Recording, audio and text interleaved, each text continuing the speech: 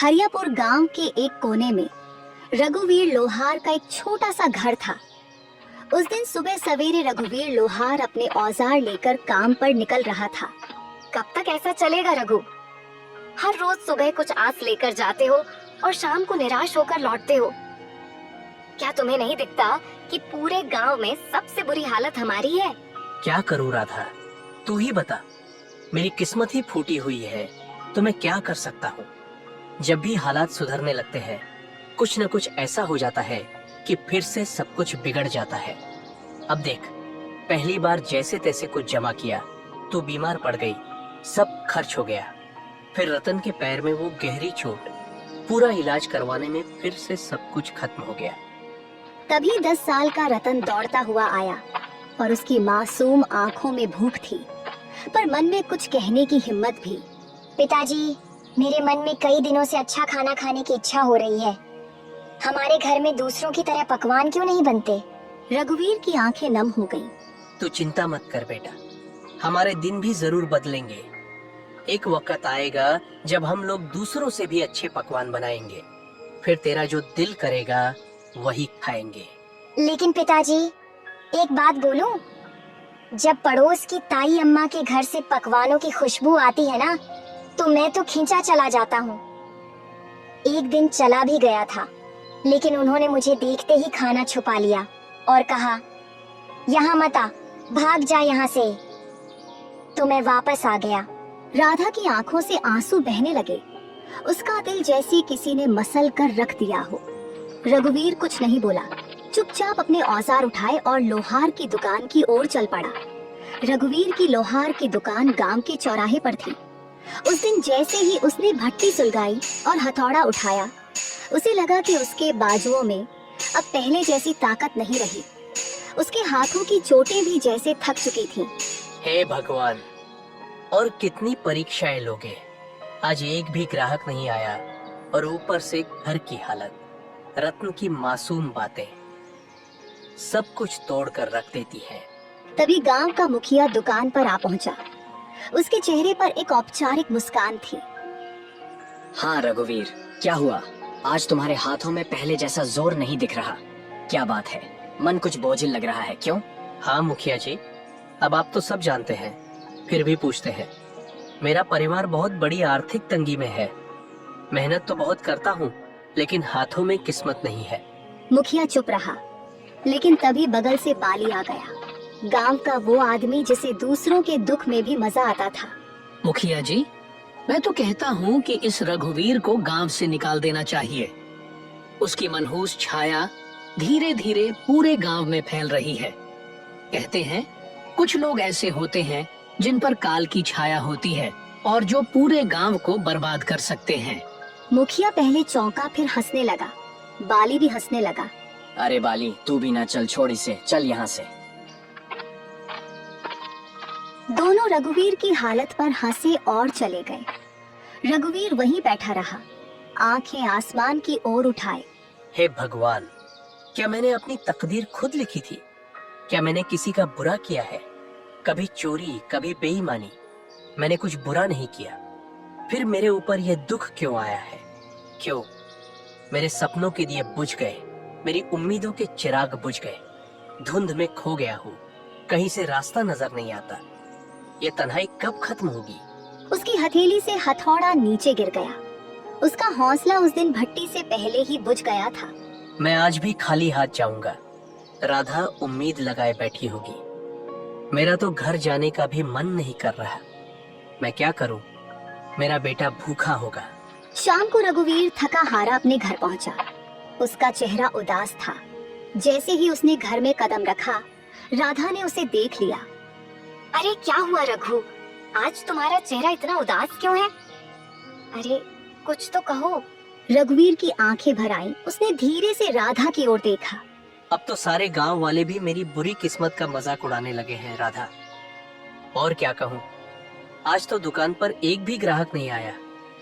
हाँ, और ऊपर से मुखिया और बाली, वो दोनों मेरी किस्मत पर हंसते हुए चले गए। मैं तुम्हारे लिए खाने के लिए भी कुछ नहीं ला सका। राधा चुप हो गई। उसकी आंखें भर आईं। सुबह जब तुम दुकान जा रहे थे, तब मैं भी तुम्हें बोल रही थी, इसमें गलती मेरी भी है। मैं भी कभी तुम्हारे दुख को पूरी तरह समझ नहीं पाई। फिक्र मत करो, भगवान सब ठीक करेगा। रघुवीर कुछ नहीं बोला। वह चुपचाप चारपाई पर लेट गया। उसके हाथ कांप रहे थे, लेकिन आवाज नहीं निकली। अगले दिन सुबह होते ही राधा ने रघु से कहा, रघु, खाने के लिए कोई चीज उधार ही ले आओ। हमारे गांव की दुकान हो सकता है तुम्हें कुछ सामान उधार दे दे। नहीं राधा, मैं कल भी गया था उसके पास। वह पहले अपना पिछला उधार मांग रहा है। अब मुझे उसकी दुकान पर जाते हुए शर्म आती है। मुझे नहीं लगता कि हमारे हालात कभी भी ठीक हो सकेंगे। ऐसा ही चलता रहा तो हमें यह गांव छोड़कर जाना पड़ेगा। गांव में 2-3 लोगों से पहले ही मैं उधार ले चुका हूँ। अब मेरे अंदर इतनी हिम्मत नहीं कि किसी और से उधार मांग लूं। सबको पता है कि मैं उधार लेकर वापस नहीं करता। वापस करूं भी तो कहां से? हमारे पास इतने पैसे होते ही नहीं, जो आते हैं वो लग जाते हैं। हाँ रघु, यह तो है। भगवान पता नहीं किस बात की सजा दे रहा है हमें, लेकिन हमें उम्मीद रखनी चाहिए। हमारे भी दिन एक दिन जरूर बदल जाएंगे। यह बात तो मुझे तुमसे सुनते 10 साल हो गए हैं। आज तक ऐसा दिन नहीं आया। वह चुपचाप घर से निकल पड़ा और सीधा जंगल की ओर चल दिया। उसका दिल बहुत भारी था, आंखों में उदासी थी और कदम जैसे बेजान थे। दिमाग में बार बार एक ही ख्याल आ रहा था, क्या जिंदगी का यही अंत है? क्या मैं अपनी तकलीफों से हमेशा के लिए मुक्त हो जाऊं? रघुवीर आत्महत्या के विचारों में डूबा हुआ गांव की सीमा तक पहुंच चुका था। तभी सामने से मुखिया आता हुआ दिखाई दिया। अरे रघुवीर, आज दुकान नहीं खोली क्या? तुम तो सीधे जंगल की ओर निकल पड़े हो। क्या बात है? अब लोहार से लकड़हारा बनने का इरादा है क्या? रघु चुप रहा। वह पहले से ही उदास था। उसके पास मुखिया को जवाब देने के लिए कोई भी शब्द नहीं थे। चलो अच्छा है, लकड़हारे भी बुरे नहीं होते। कम से कम जंगल में कोई तुम्हारी किस्मत का मजाक तो नहीं उड़ाएगा ना। मुखिया हंसता रहा और चला गया। रघुवीर बिना कुछ बोले जंगल की गहराई की ओर बढ़ गया। रघुवीर अब थक चुका था। उसके पैर जवाब दे चुके थे। वह एक घने वृक्ष की छाया में बैठ गया और आसमान की ओर देखने लगा। मैं मर्द हूं ना, इसीलिए किसी के सामने रो नहीं सकता। अगर राधा और रतन मुझे रोते हुए देख लेते तो उनका मनोबल टूट जाता। इसीलिए मुझे जंगल आना पड़ा। भगवान, तू मेरी कितनी परीक्षा लेगा? रघु उदास होकर आसमान की तरफ देखते हुए बातें कर रहा था कि अचानक उसके कानों में किसी के चीखने की आवाज आई। कोई है तो मेरी मदद करो। वह उठा और इधर उधर देखने लगा। अचानक उसकी नजर एक साधु पर पड़ी जो जमीन पर गिरे हुए थे। रघुवीर तुरंत उनके पास गया। साधु महाराज, आपको क्या हुआ? आप ऐसे क्यों पड़े हैं? बेटा, मैं राज की ओर जा रहा था कि रास्ते में मेरे पैर में जोर की मोच आ गई। मैं गिर पड़ा और तभी से इस सुनसान जंगल में पड़ा हूँ। ये जंगल इतना वीरान है कि यहाँ कोई आता ही नहीं। कई दिन हो गए, कोई इंसान नहीं दिखा। मुझे बहुत प्यास लगी है। मेरा गला सूख रहा है। अगर जल्दी पानी नहीं मिला तो शायद मैं बच न सकूं। रघुवीर घबरा गया और तुरंत इधर उधर देखने लगा। शायद कहीं से पानी या कोई मदद मिल जाए। परंतु यहाँ तो दूर दूर तक कोई तालाब दिखाई नहीं दे रहा है महाराज।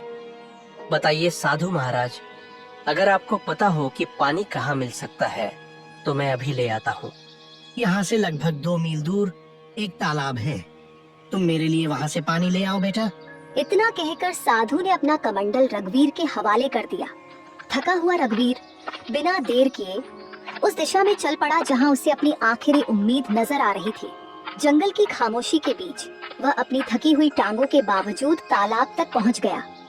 जब उसने कमंडल पानी में डाला, अचानक तालाब से धुआं उठने लगा। धुआं धीरे धीरे एक भयानक औरत की शक्ल लेने लगा। यह दृश्य देखकर रघुवीर के दिल में डर और हैरानी की लहर दौड़ गई। तेरी हिम्मत कैसे हुई उस तालाब का पानी लेने की? क्या तुझे नहीं पता कि उस तालाब से कोई जल नहीं ले सकता? देखो, मुझे सच में नहीं पता था कि ये तालाब तुम्हारा है। मुझे माफ करो, मैंने ऐसा कोई अपमान नहीं किया। मैं एक डायन हूँ अगर तुझे ये जल चाहिए तो मेरी एक पहेली का उत्तर देना होगा। अगर उत्तर गलत दिया तो इसी तालाब में डुबोकर मैं तुझे मार दूंगी। लेकिन हाँ, एक और रास्ता है जिससे तू बच सकता है। तू बिना जल लिए यहाँ से चला जा, न पहेली न मौत। रघुवीर गहरी सोच में डूब गया। एक ओर साधु की प्यास और दूसरी ओर मृत्यु का भय। मैं यहाँ से जल लिए बिना बिल्कुल नहीं जाऊंगा। मैंने किसी से जल लाने का वचन दिया है और मैं अपना वचन नहीं तोड़ूंगा। तो मेरी ये पहेली सुन। एक घर ऐसा जो हर दिशा में खुला हो, जिसके अंदर उजाला हो, पर ना कोई खिड़की हो, ना कोई दरवाजा, ना कोई दीवार हो और ना ही कोई जमीन, फिर भी सब कुछ उसमें समाया हो। बता, कौन है वो? रघुवीर ने कुछ क्षणों के लिए अपनी आंखें मूंद लीं। उसकी सांसें तेज और बेकाबू थीं, मानो दिल के भीतर एक तूफान चल रहा हो। लेकिन उसके चेहरे पर एक अनोखा सा सुकून था, एक गहराई से भरा शांत भाव, जैसे वो अपने भीतर की रोशनी से सच्चाई को खोजने की कोशिश कर रहा हो। अंदर से बेचैनी के बावजूद उसके माथे पर एक दृढ़ संकल्प की रेखा साफ नजर आ रही थी, जो ये बता रही थी कि वह हार मानने वाला नहीं है। वो है मनुष्य का मन, जो हर दिशा में खुला होता है, जिसमें उजाला भी होता है और अंधकार भी। ना कोई दीवार, ना कोई दरवाजा, फिर भी उसमें पूरा संसार समा जाता है। डायन कुछ पल चुप रही, जैसे रघुवीर के उत्तर पर हैरान हो गई हो। फिर अचानक वह जोर से हंसने लगी, एक ऐसी हंसी जिसमें हैरानी, गुस्सा और शायद थोड़ी सी खुशी भी छुपी हुई थी। तू पहला योगी है जिसने मेरी पहेली का सही उत्तर दिया है। जा, जितना जल चाहिए ले जा। आज तुझसे मिलकर मुझे प्रसन्नता हुई। रघुवीर ने अपने कमंडल को ठंडे और साफ जल से भर लिया। उसकी आंखों में एक चमक थी, सफलता और संतोष की। फिर वह तेजी से लौट पड़ा। कदमों में जल्दी थी लेकिन दिल में शांति। वह सीधे उसी स्थान पर पहुंचा जहां साधु महाराज निर्जीव से पड़े थे, जैसे उनके जीवन की आखिरी उम्मीद सिर्फ रघुवीर की वापसी से जुड़ी हो। लीजिए महाराज, मैं जल ले आया हूँ।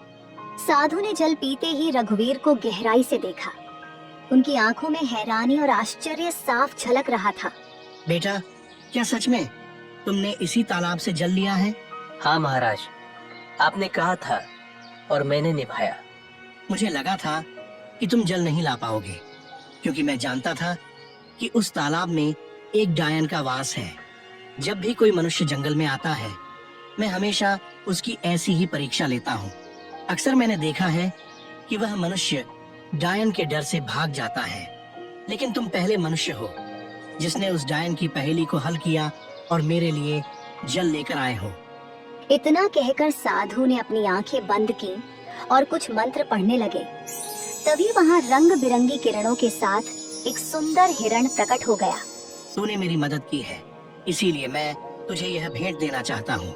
साधु महाराज, इतना तो मुझे पता चल गया है कि आप कोई चमत्कारी साधु हैं, परंतु मैं इस हिरण का क्या करूंगा महाराज? इसे अपने घर ले जा और अपनी बेटी की तरह पाल इसे। और याद रख, यह हिरण तेरी किस्मत बदल देगा। मैं जानता हूँ कि तू सबसे ज्यादा अपनी किस्मत की वजह से परेशान है, वरना तेरे अंदर कोई बुराई नहीं है। तू मेहनती लोहार है, तेरे मन में कोई लालच नहीं है और तू दूसरों की मदद करने वाला भी है। इतना कहकर साधु वहां से चले गए। रघुवीर ने उस हिरण को सावधानी से उठाया और अपने घर ले आया। हिरण की सुंदरता और चमक देखकर रघुवीर के दिल में नई उम्मीद जगी और उसने ठाना कि उसकी रक्षा करेगा और अपनी किस्मत बदलने की कोशिश करेगा। अरे, ये हिरण आपको कहाँ से मिला? रघुवीर ने सारी कहानी राधा को सुनाई। हमारे घर तो वैसे ही खाने के लाले पड़े हैं। साधु महाराज को अगर देना ही होता तो धन देते। इस हिरण को क्यों पकड़वाया? हाँ, अब साधु महाराज ने कुछ सोच समझकर ही दिया होगा। उन्हें भी तो हमारी इस हालत के बारे में अच्छी तरह पता था। तभी वहाँ रतन आ गया। पिताजी, यह हिरण वाकई बहुत अच्छा है। मेरे साथ तो अब गांव का कोई भी बच्चा नहीं खेलता, क्योंकि हम गरीब हैं ना। लेकिन अब मैं इस हिरण के साथ खेलूंगा। इतना कहकर रतन हिरण को लेकर घर से बाहर चला गया और खेलने लगा। हिरण इतना सुंदर था कि जिस किसी की भी नजर उस पर पड़ती उसका मन मोह जाता। अगले दिन जब रघुवीर अपने दुकान पर जाने की तैयारी कर रहा था, तभी गांव का जमींदार उसके घर आ पहुंचा। आप तो जमींदार हैं, मेरे घर पर क्या करने आए हैं? इससे पहले तो आप कभी नहीं आए। भला मुझ जैसे गरीब के घर में आपका क्या काम है? हाँ, बात तो तू सही कह रहा है रघुवीर, लेकिन बात यह है कि आज मैंने तेरे बेटे यानी रतन को एक हिरण के साथ खेलते देखा है। वह हिरण वाह वाह वाह बहुत ही सुंदर था। और तू जानता है कि मुझे जानवरों को पिंजरे में रखने का कितना शौक है, तो मैं वह हिरण खरीदना चाहता हूँ। राधा यहाँ सुनकर चौकस हो गई। वह कुछ कहने ही वाली थी कि माफ कीजिए, मैं वह हिरण आपको नहीं बेच सकता। अरे भाई, मैं तुम्हें इसकी अच्छी कीमत दूंगा। आप मुझे चाहे उसकी कितनी भी कीमत दें, माफ कीजिएगा, मैं उस हिरण को नहीं बेचूंगा। जमींदार क्रोधित होकर वहाँ से चला गया। आपने ये क्या किया? जमींदार हमें इसकी अच्छी कीमत दे सकता था, हमारी हालत कुछ बेहतर हो सकती थी। मैं यह हिरण नहीं बेचूंगा राधा, क्योंकि यह हिरण मुझे साधु महाराज ने भेंट किया है और भेंट की हुई वस्तुओं को कभी बेचा नहीं जाता। कुछ दिन ऐसे ही बीत गए। रघुवीर और उसका परिवार हिरण से इतना जुड़ गया था कि उसे छोड़ने का ख्याल भी नहीं आता था। फिर कुछ दिनों बाद एक व्यापारी वहां आ पहुंचा। अरे भाई, मुझे तुम्हारा यह हिरण बहुत पसंद आया है। मैं तुम्हें इसकी मांगी हुई कीमत दूंगा। यह हिरण मुझे बेच दो। तुम चाहे मुझे कितना भी धन क्यों न दो, मैं इसे नहीं बेचूंगा। अरे, तुम गरीब के गरीब ही रहोगे। तुम सामान्य लोहार हो, समझते ही नहीं कुछ। व्यापारी वहां से चला गया। राधा रघुवीर पर गुस्सा हो गई। जब से ये हिरण आया है, तब से हमारा खर्चा और बढ़ गया है। पहले जमींदार को लौटा दिया और अब व्यापारी को भी मना कर दिया। क्यों नहीं बेचा इसे? राधा, न जाने क्यों मुझे इस हिरण से अब एक खास लगाव हो गया है। और वैसे भी साधु महाराज ने कहा था कि इसे अपनी बेटी की तरह पालना। अब ये मेरी बेटी जैसा है, और भला कोई अपनी बेटी या को मांगी हुई कीमत पर बेचता है क्या? खुद सोचो ना। राधा यह सुनकर चुप हो गई और नम आंखों से मुस्कुराने लगी। धीरे धीरे वह हिरण उनके परिवार का हिस्सा बन गया। वहीं किशोरनगर के राजमहल में उदासी छाई हुई थी। राजा विक्रम अपनी 20 वर्षीय पुत्री चंद्रलेखा को देख रहे थे, जो बेहोशी की स्थिति में थी। उनके बगल में राजगुरु थे। राजगुरु, क्या मेरी पुत्री ठीक हो पाएगी? मैंने राज्य के बड़े बड़े वैद्यों को दिखाया, लेकिन कोई फायदा नहीं हुआ। महाराज, आपकी पुत्री को एक विचित्र बीमारी है। इसका इलाज शंभू है, लेकिन वह अत्यंत दुर्लभ है। तो फिर जल्दी से बताइए ना गुरुजी, इलाज क्या है? ध्यान से सुनिए। एक मायावी हिरण का आंसू और एक गरीब मनुष्य का आंसू, जब ये दोनों एक साथ मिलेंगे तो वे एक दिव्य पुष्प में बदल जाएंगे। उस पुष्प को राजकुमारी के शरीर पर स्पर्श कराना होगा, तभी वे स्वस्थ हो पाएंगी। तो फिर बताइए, वह मायावी हिरण कहाँ मिलेगा? मैं उसे किसी भी कीमत पर ढूंढ लाऊंगा। और गरीब की बात तो कीजिए ही मत। हमारे राज्य में गरीबों की कोई कमी नहीं है। आपने पूरी बात सुनी नहीं महाराज। अगर किसी गरीब को जबरदस्ती रुलाया गया तो वह आंसू व्यर्थ होगा। दोनों को अपने आप दिल से रोना होगा, तभी वह पुष्प प्रकट होगा। तो फिर क्या? तुम्हें पता है राजगुरु की वह हिरण इस समय किसके पास है? हाँ महाराज, मैंने साधना के दौरान यह देखा है। वह मायावी हिरण हरियापुर गांव के एक लोहार के पास है। राजा विक्रम अपने मंत्री जगन्नाथ और 2 सिपाहियों के साथ हरियापुर की ओर रवाना हुए। कुछ ही देर में वे हरियापुर पहुंचे। वहां गांव का मुखिया दौड़ता हुआ आया। हमारे तो भाग्य ही खुल गए। राजा विक्रम पधारे हैं। मुझे तुम्हारी बातें सुनने में कोई दिलचस्पी नहीं है। बस इतना बताओ, क्या इस गांव में कोई लोहार रहता है जिसके पास एक हिरण है? हाँ महाराज, रघुवीर लोहार है। पूरे गांव को पता है कि उसके पास एक हिरण है, और वह हिरण किसी को देता भी नहीं है, क्योंकि वह अत्यंत सुंदर है। मुखिया राजा विक्रम को लेकर रघुवीर के घर की ओर चल पड़ा। मंत्री, 2 सिपाही और स्वयं राजा को देखकर रघुवीर चौंक गया। क्यों? क्या तुम्हारे पास कोई हिरण है? और क्या वह मायावी भी है? प्रणाम महाराज। प्रणाम। हाँ महाराज, मेरे पास एक हिरण्य है, लेकिन मुझे नहीं पता कि वह मायावी है या साधारण। मेरे लिए तो वह मेरे बेटे जैसा है। वह हिरण तुम्हें कहाँ से मिला? एक साधु महाराज ने मुझे यह हिरण भेंट किया था महाराज। समझ गया, उस साधु ने तुम्हें एक मायावी हिरण दिया है। चलो, मैं उसे खरीदना चाहता हूँ। क्षमा कीजिए महाराज, मैं इसे बेचना नहीं चाहता और बेच भी नहीं सकता। महाराज, यह इतना ही मूर्ख है कि जमींदार ने भी इसे खरीदने की कोशिश की, मगर उसने नहीं बेचा। हमारे गांव का सबसे बड़ा व्यापारी महंगी कीमत देने आया, लेकिन फिर भी वह नहीं बिका, और अब उसने आपको भी मना कर दिया है। उसकी हिम्मत तो देखिए। देखो लोहार, मुझे उस हिरण की बहुत जरूरत है। मैं तुम्हें उसकी महंगी कीमत दूंगा, समझ रहे हो ना? महाराज, मैं नहीं दूंगा, क्षमा कीजिए। मैं तुम्हें आधा राज सूप दूंगा, बस मुझे वह हिरण दे दो। नहीं महाराज, अगर आप मुझे पूरा राज भी दे दें, तब भी मैं उसे आपको नहीं दूंगा, क्षमा करें। सिपाहियों, इस लोहार को बंदी बना दो और उस हिरण को पकड़कर महल में ले आओ। चलो। सिपाहियों ने रघुवीर और हिरण दोनों को पकड़कर महाराज के सामने पेश किया। कैसा लग रहा है अब मूर्ख? मैं तुम्हें आधा राज्य देने को तैयार था और तुमने इनकार कर दिया। अब मैं तुम्हें उस हिरण को बिल्कुल नहीं दूंगा। आखिरी बार देख ले इसे, मूर्ख कहीं के। महाराज, मैं जानता हूँ कि आप जो निर्णय लेते हैं उस पर अडिग रहते हैं। बस आपसे मेरी एक विनती है, मैं अपने इस हिरण को एक बार गले लगाना चाहता हूँ। मैंने इसे अपने बेटे जैसा चाहा है। जा, तुम्हें इतनी मोहब्बत है तो जा गले लगा ले इसे। रघुवीर ने दौड़कर उस हिरण को गले लगा लिया। दोनों की आंखों से आंसू बहने लगे और जैसे ही वे आंसू धरती पर गिरे, वहाँ एक नीला फूल खिल गया। महाराज, यही वह फूल है जो आपकी पुत्री को ठीक कर सकता है। राजा विक्रम दौड़कर फूल लेकर अपनी पुत्री के कमरे में गए। फूल जैसे ही पुत्री के शरीर को छुआ, वह होश में आ गई। राजा विक्रम खुशी से राज दरबार वापस आ गए। मुझे माफ कर दो रघुवीर, मैंने अपनी पुत्री के प्यार में अंधा होकर तुम्हारे साथ अन्याय किया। तुम्हारे आंसू सच्चे थे। अब मैं समझ गया कि तुम कितना सत्य बोल रहे थे। तभी वह साधु महाराज प्रकट हो गए। महाराज, यह गरीब लोहार किस्मत का मारा है। उस हिरण को मैंने ही उसे भेंट किया था और मैंने कहा था कि यह उसकी किस्मत बदलेगा।